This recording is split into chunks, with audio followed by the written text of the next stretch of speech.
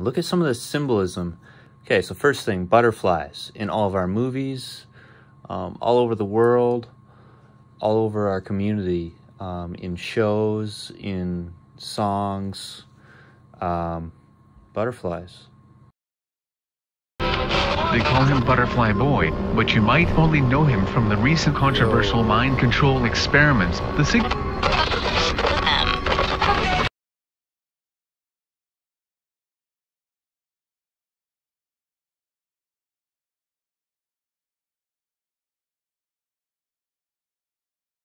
Once you start seeing some of these symbols, you'll realize that all of these are everywhere in our society.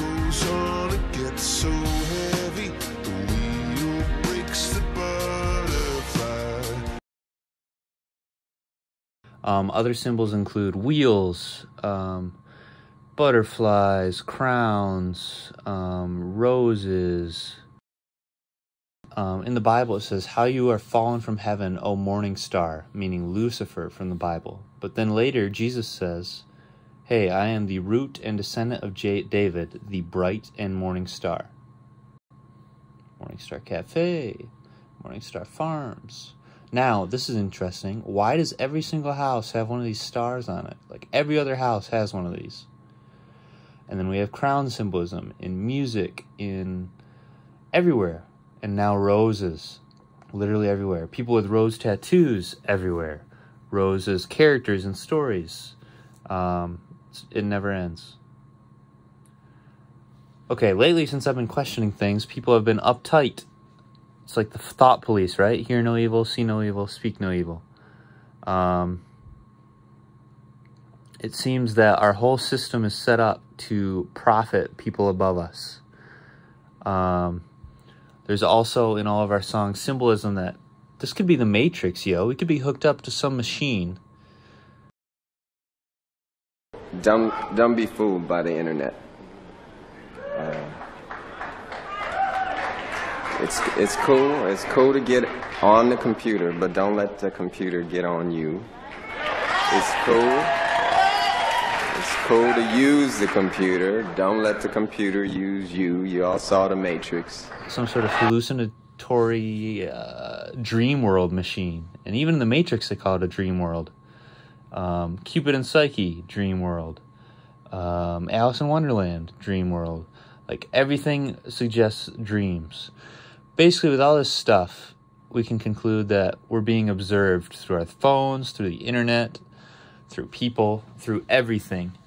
And we're hardwired to vote right or left. We are concerned about troubling and irresponsible, one-sided news stories plaguing our country. The sharing of biased and false news has become all too common on social media. More alarming, some media outlets publish stories that are true without checking facts first. Unfortunately, some members of the media use their platforms to push their own personal bias and agenda to control exactly what people think. And this is extremely dangerous to our democracy. Control the information in a society, and you can control what people think. TV, why do they call it paid programming? Everything around us is designed to program you, make you submit, give up. And we're basically, it seems like a lot of people are just drones. Like, why do you do what you do continually? You keep doing what you don't want to do, and you never do what you want to do on a loop. It's like an endless madness. Has no one really considered this? I don't know. Denial is the most predictable of all human responses. Is it's like, yeah, why are we hardwired to do that? It's like we've been hijacked. We're being controlled in some way. Now call it aliens, AI, spirits. In the Bible it says we struggle against principalities and powers of darkness. But here's another thing. Look all through our media, our songs, our movies, poems, Wikipedia articles, everything. It all leads to some sort of control of some sort of evil force. Some sort of collective consciousness, some sort of shadow that goes over everything. It's all the same. And the more you start to notice this stuff, the more it blows your mind.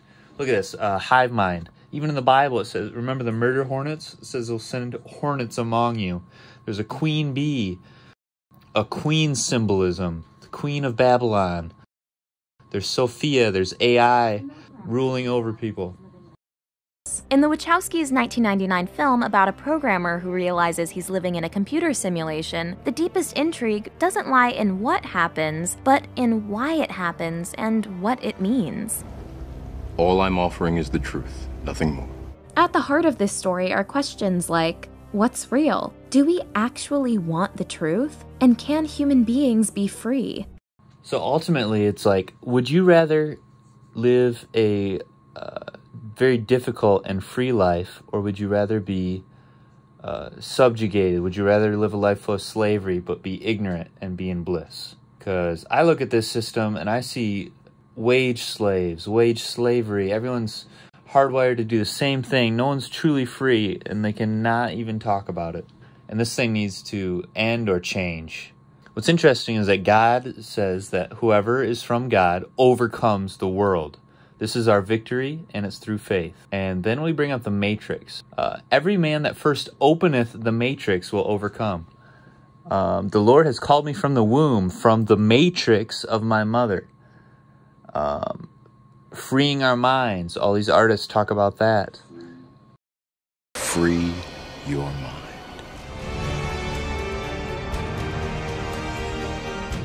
Have you ever had a dream, Neo, that you were so sure was real?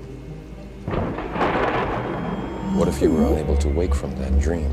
Neo's quest for truth begins in his dreams. When we first meet him, he's asleep, while his computer runs a search for a mysterious figure named Morpheus, fittingly named after the Greek god of dreams. You have the look of a man who accepts what he sees because he is expecting to wake up. Ironically, this is not far from the truth. The twist is that it's Neo's so-called real life up until now that's been the dream world. You've been living in a dream world, Neo. Neo's mentor Morpheus represents intuition and faith in the unseen forces of the world, in direct opposition to the machine projections that use the eyes and rational arguments to enslave.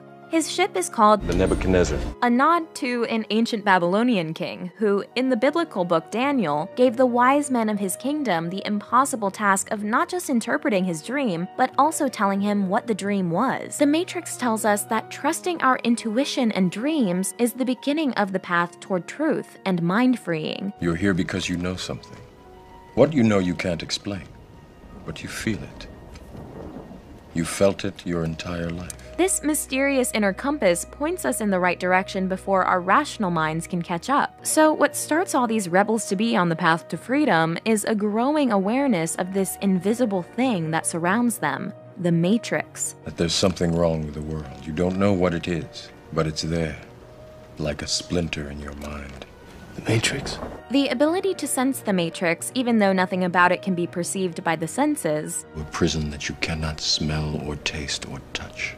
might remind us of the story about the fish who don't know they're surrounded by water. Sufficiently advanced civilization will be able to create a simulation. simulation. If you assume any rate of improvement at all, then the games will become indistinguishable from reality. The odds that we're in base reality is 1 in billions. Either we're going to create simulations that are indistinguishable from reality, or civilization will cease to exist. Those are the two options. Roy, what's wrong? I had a nightmare. Get some sleep. I don't want you missing school on Monday. Kids, to look around you today and think about your future. Now is the time in your life when anything is possible. Spiraling perfectly, it's gonna be caught by Roy! Have you talked to my father about the carpet store? Roy?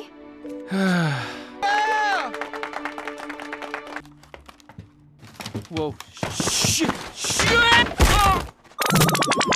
Oh, what the hell? Whoa, where am I? 55 years. Not bad, Morty. We have all sorts of people saying, yeah, it's pretty likely that we're living in a simulation. Next, there's symbolism of aliens everywhere. And look at all these album art. There's machines, there's aliens, hell imagery, actually. Angels and demons, wings, darkness, all sorts of like dark imagery. Wolves, the moon, basically just control. Either all of this is hinting at something that we don't know about, or this is a great deception, a labyrinth designed to distract you and keep you searching into it as a sort of a hypnotizing trap. Next, this will blow your mind. It's been blowing my mind. Pyramids, right? Why are our swear words Jesus Christ and God and things like that, and not like Buddha, damn it, or other religions? Like, why is all of our street names, people's names, named after things in the Bible? What's interesting is that in Revelation, it says the kingdom of heaven, it has a measurement, and it says they're the same measurements all around. And if you didn't know any better, you could actually say that the kingdom of heaven was a city on a hill, you know, like a pyramid. And this pyramid symbolism is everywhere. So it leads you to believe like some sort of Egypt influenced world, or some sort of dream world, or machine, or temple, either for God or for Pharaoh or something like that. But look at this. It's absolutely blowing my mind. But I tell you what, if this is heaven, it says it's a place where God and Jesus rule forever and ever, and the people serve them and worship them day or night, like constantly, forever. And since I've kind of been noticing these things and waking up, the people around me almost seem to have to compliment me and give me things and do things for me, like it's a lower level on the pyramid or something. So that's either designed to, as a joke, to mock me, or something is to all of this, because it's kind of freaky. Once again, I would say, why so much effort into putting these everywhere, if it means nothing? From the days of John the Baptist until now, the kingdom of heaven has been subject to violence, and it's been raided by those that are strong and powerful. Wait, the kingdom of heaven is under attack? Like, doesn't it seem like there's a slow invasion right now of power as we are forced to wear masks and plague? Like, none of it makes sense. The Bible says, it talks about mountains, right? The great city, the city of Babylon. I am against you, O destroying mountains, says the Lord. Yes, the woman of Babylon is owner of these 7 mountains, the 7 continents. In the mountains that are stacked with fear. The queen of Babylon is the owner of all sorts of goods and trade and riches. And then it says, the souls and minds and bodies of men. How do you own a soul of a person unless they're trapped in some sort of video game or dream thing? Like, it does not make sense. I'd say a computer is definitely controlling stuff. And you'll see symbolism of the queen everywhere as well. So it says, in Babylon, the kings of the world meet. And what is that? Basically the UN. That's where the kings of the world meet.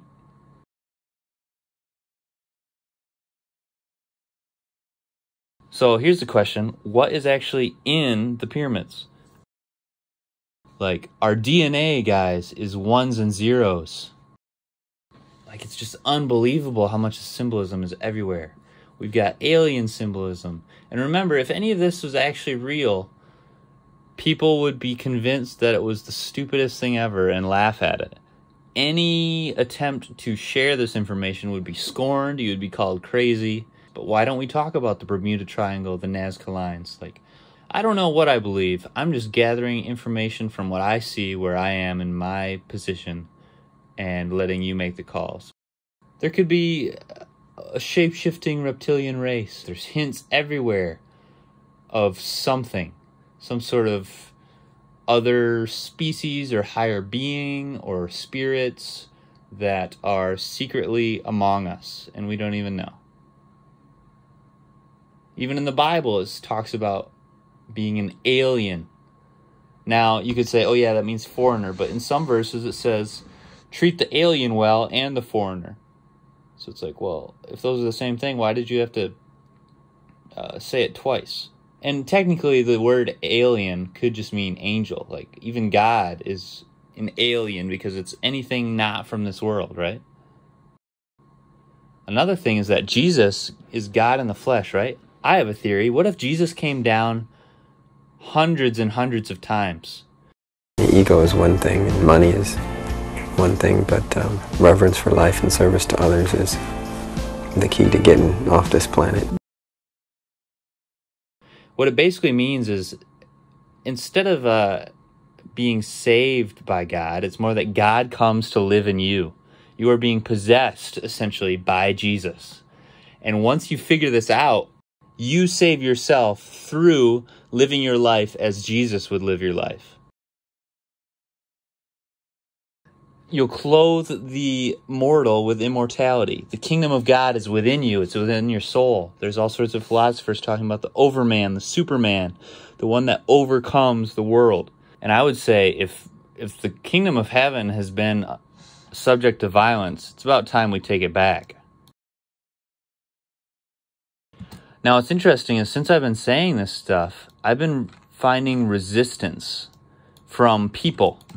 And at first I was like interrogating them about it. So it's one, either all these people are against me, or two, there's a collective spirit or unconscious organism or entity that's actually operating through these people on a subconscious level. It's weird. Like what I'm thinking about, they will have to talk about or address in an indirect way. And then if I try to address it, they're like, what? So that's been weird. Another thing, back to the simulation thing. Here's the key again.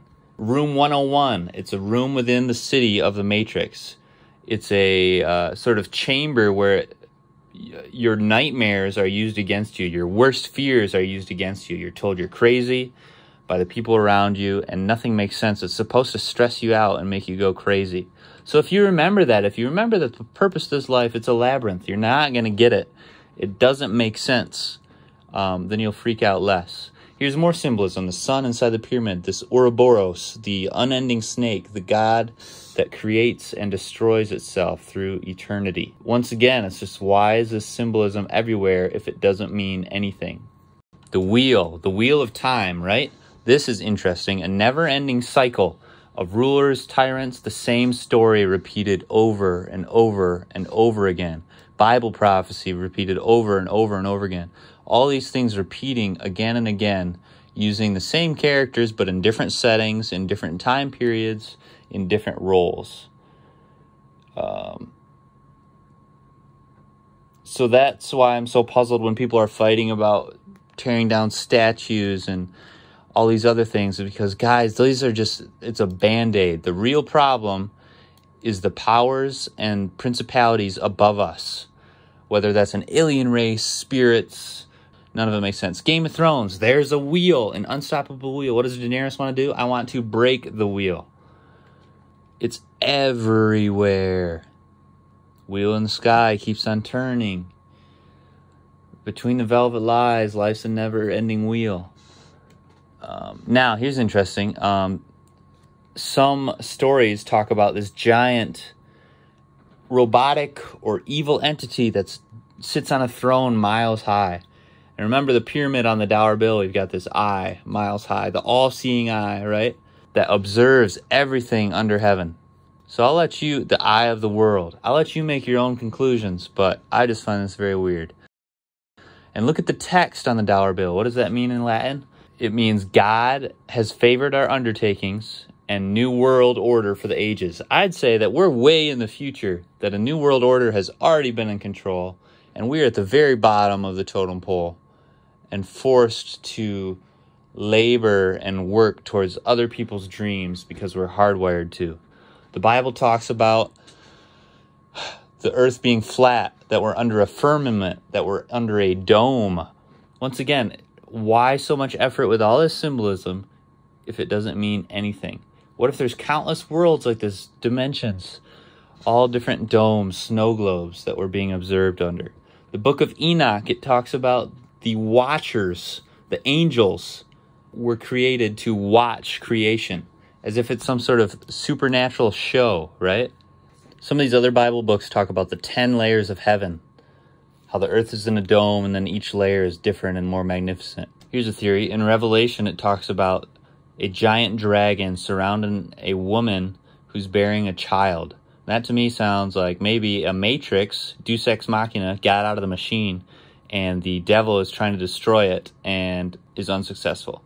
Since I've noticed this stuff, all of a sudden I'm being like lured back into technology to be fascinated by it. I'm seeing my likeness appear in cartoons, and look at all these hand symbols.